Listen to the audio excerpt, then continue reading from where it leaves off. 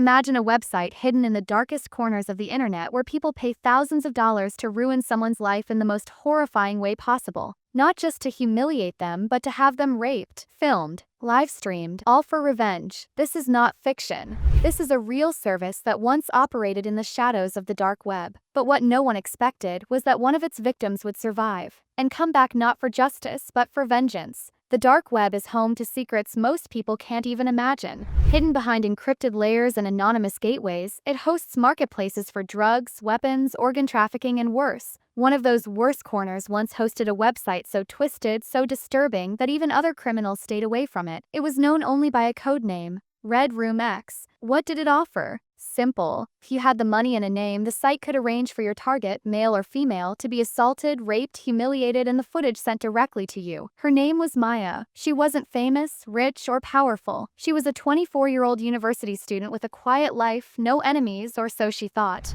One night, she was walking home after study group. It was a quiet street. Her headphones were in. She never even saw who grabbed her. She woke up hours later, bloodied, broken, and in shock. But worse than the pain was knowing someone had ordered this. Days later, she received an anonymous message. "Now you know how it feels to be powerless, just like I was." Came with a link. She clicked it. What she saw was her own rape, filmed, uploaded, commented on, rated, sold. The realization shattered her. Someone she once knew, maybe even trusted, had paid for this. That site, Red Room X, was unlike anything law enforcement had ever traced. It was hosted through dozens of proxy layers, with admins rotating constantly. But it was structured like a professional business. The darkest part? Some of the victims were paid actors, but many were not. And Maya had just become the latest content.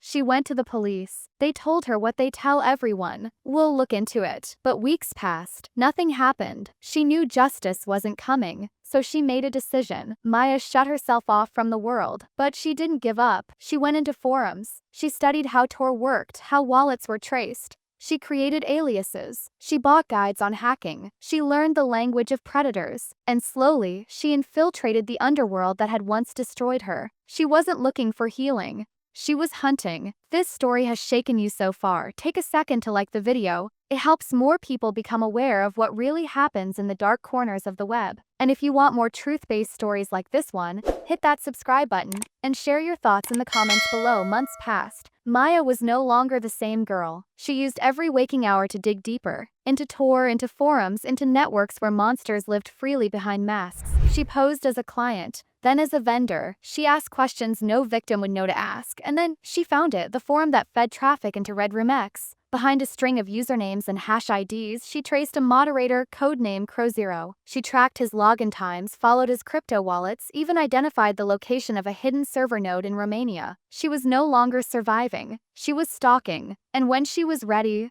she contacted him. Using a fake identity, she posed as a buyer. She gave him a name, a photo, a plan. The target? The man who paid to have her raped. But Maya had no intention of watching a second horror. She didn't want revenge done for her. She wanted to deliver it herself. She sent the payment, got access to the plan, and then she flipped the table. Using everything she had learned, she hacked into the stream before it went live. She posted his face. She exposed his username, his chat logs, his purchase history, the IPs used, the messages sent, the payment trails, and finally the footage. But not of Maya. She uploaded a video of him, begging, crying, tied to a chair. She had found him, trapped him, and turned the camera on him. No physical violence, just exposure. To the police, to the public, to the very monsters he had once watched. The hunter had become the hunted. Within 48 hours, the man's face was everywhere. His employer fired him. His family disowned him. And the FBI? They started asking questions, not just about him, but about Red Room X. Maya never returned to that world again. But her final message, posted anonymously, read, "I was your content, now you're mine."